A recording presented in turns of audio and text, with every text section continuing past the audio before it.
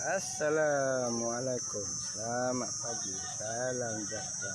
Hari ini sudah menjaga dekat Kampenang, dekat Tari Satu.